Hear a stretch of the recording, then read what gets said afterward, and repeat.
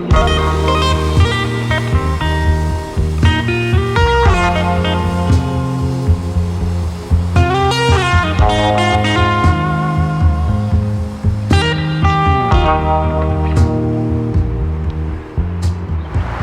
I'm Rhodes with 98 Squared. I'm an Airbnb superhost and I specialize in tiny, unique rentals that inspire connection. It all started with one tiny house that I built that's currently in Asheville, North Carolina. This one here is the third that I've done. I love the challenge of building smaller and smaller and smaller. I'd love to show y'all what I've done in just 93 square feet inside. So come take a look.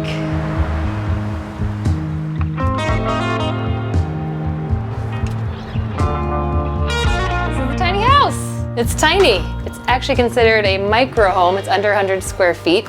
This whole inside space that we're seeing is only 93 square feet, smaller than probably most people's bathroom in their house. However, we have a full kitchen, even though the fridge is tiny.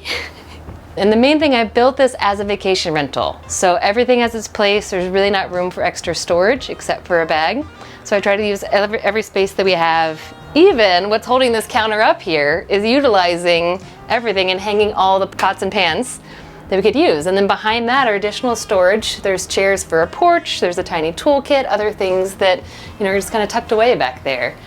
And then the kitchen is mostly made for vacation, so we need to be able to have coffee fixings, tea. And I wanted to maximize the space in the kitchen, so rather than do a standard countertop, I did a cutout of this one, so you have all this extra space and people can still get in and out. So I love incorporating in tiny little fun features that people don't always expect, like this little faucet. And then across from the kitchen is a bathroom with a slidey door, storage behind it, even such things as a tiny hair dryer. The tiniest iron you've maybe ever seen. It's actually functional and there's a tiny ironing board to go with it. So inside here across from the kitchen is the toilet and room for some of the essentials you might need while traveling, making use of every single inch underneath the stairs. So this is a state-of-the-art compost toilet made by Sqft. Try to think of everything, and I stock the essentials for folks when traveling. If they've forgotten their toothbrush or their toothpaste, or maybe they get a scrape outside and they need a Band-Aid, I try to think of all those things, and I stock a lot of those little essentials in the tiny little cubbies in the tiny bathroom. One of my absolute favorite features about this whole space is that all the interior wood that you see, this is reclaimed. It has a history way before this tiny house. Vintage lumber provided me with all this wood. This is heart pine that's over 150 years old. It's been completely restored, refinished, and it's gonna live on probably beyond this tiny house as well. So one of my favorite things about this house, there's lots of favorites, but is that in 93 square feet, I fit in everything I just showed you, the kitchen, the bathroom, and also a tiny gym. But it's not so tiny, it's actually spacious enough to be able to have two people do yoga across here. I also designed it so that a hammock perfectly fits across this whole space on a diagonal, and two different height options depending on your needs and what you're going for. But it clips into this corner, the other corner, so this can be lounge space, hangout space, can sit here while somebody's cooking. Fits perfectly across there. You can unclip it when out of use. This entire counter area here, a couple stools that slide out. It's a game space, tiny coin hole, not cornhole. Some of my favorites is these tiny little things. We can eat here, lounge here, and then when those stools are tucked away, all this area here is tiny gym space. So we also have all sorts of fun little contraptions. These workout hoops, you can actually stand and walk and climb all the way up this tiny wall. It's not as tiny as it seems.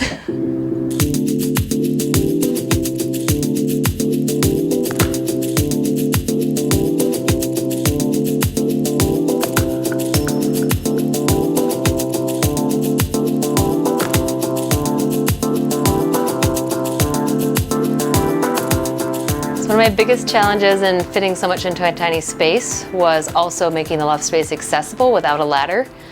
So I created a fun alternating stair design that creates so much storage. So I've got room for a shoes, bag underneath here, and also enough room to tuck my feet under and get started on the stairs to be able to rise 6 feet in less than a 3-foot span of space, which is very unusual for a stairway.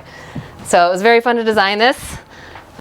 So up here, at the top of the stairs, is a full-size bed, as well as storage at the foot of the bed. And even though it's a full-size bed, it feels so much bigger because of this whole net loft, which expands the entire space and creates pretty much an invisible second floor.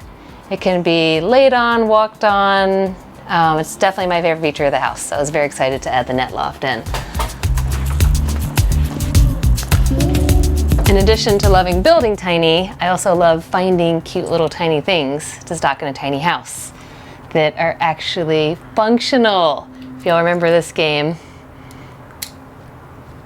from probably elementary school, it's just a very, very tiny form, as well as tiny cribbage and even tinier cornhole. Building in a warmer climate is actually one of the things that allowed me to make this inside space so small and so efficiently used, is because I didn't have to worry about moisture in the inside space or the size to incorporate in a shower. So I was able to fit the toilet underneath the stairs because it was toilet only. That allowed me to do the short span of stairs. But my favorite feature, and also my guest's favorite feature about this house, is the outdoor shower. So for an entrance porch, I wanted that covered, so that, you know, when you're arriving, you're not necessarily standing out in the rain, but I wanted to utilize that space and also create this amazing cedar-lined shower. The porch is not even 3 feet wide, but there's still a very spacious outdoor shower. So I'd love to show you what I did.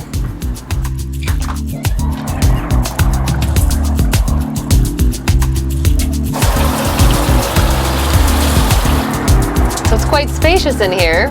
This sliding door, or hinged door, is what actually allows it to be private, while you also feel all the outside space. And one of my favorite things about this location is, while in the outdoor shower, you can look out and see above so much of the beauty of this amazing farm that we're on, while you also have total privacy.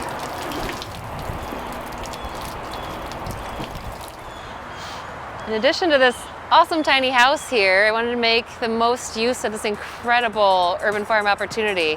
So I brought some of my vintage campers here as well, which I'd love to show y'all, because I realized that tiny, unique experiences don't just have to happen in tiny houses, but that they can happen in vintage trailers as well. And I have the tiniest teardrop that I've ever seen that I'd love to show y'all.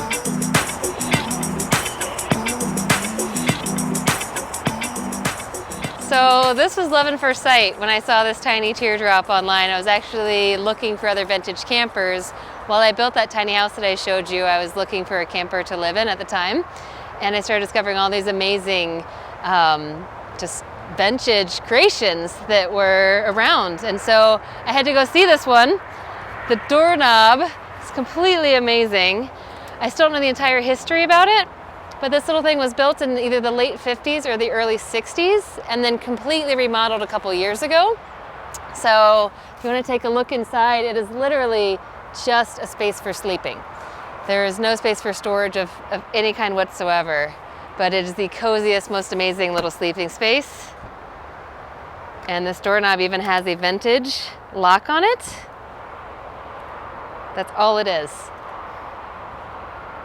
So we started with a tiny house, then I added the teardrop and the Shasta as well.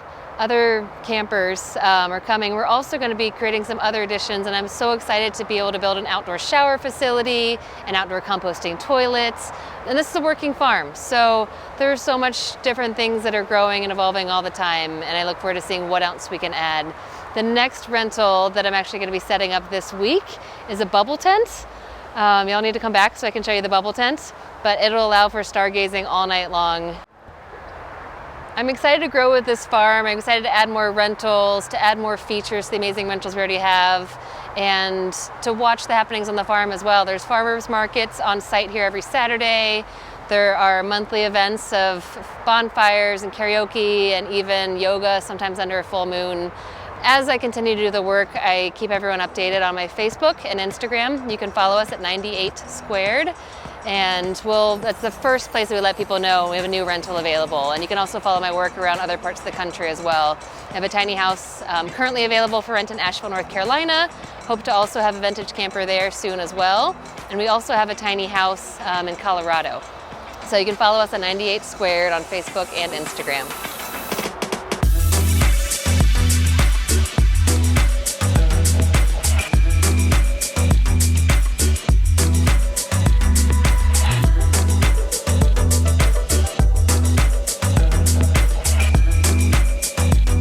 Hey guys, Alexis and Christian here with Tiny House Expedition. Don't forget to like, comment, and subscribe. And click left or right for more tiny house stories and tours.